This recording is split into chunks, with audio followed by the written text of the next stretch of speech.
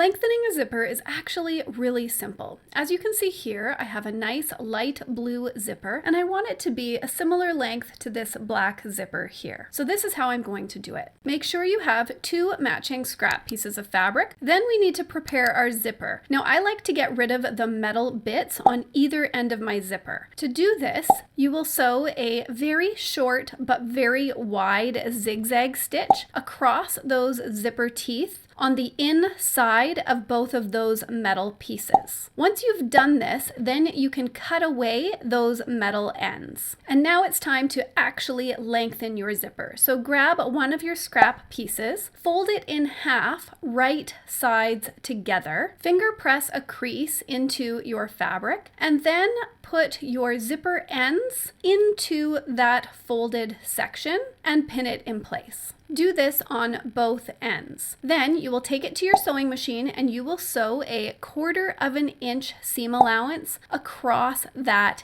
end. Once you've sewn that seam allowance, now it's time to take those pins out and fold your fabric so that it's wrong sides facing in, and then finger press that crease once again before sewing a top stitch across that end. Now my top stitch, I generally will do a scant 1/4 inch seam allowance, so it's just a little less than a 1/4 inch seam allowance. That way it will catch the fabric that's folded inside. Then take your zipper and trim it to the exact length that you wanted your zipper to be, and trim away the excess fabric so that it lines up neatly with the zipper tape itself. If you're curious why I needed my zipper to be a little longer, you can check out my tutorial where I show you how to add a zipper into the back of a pillow cover. And of course, please subscribe if you're into beginner sewing tutorials like this one. Bye for now.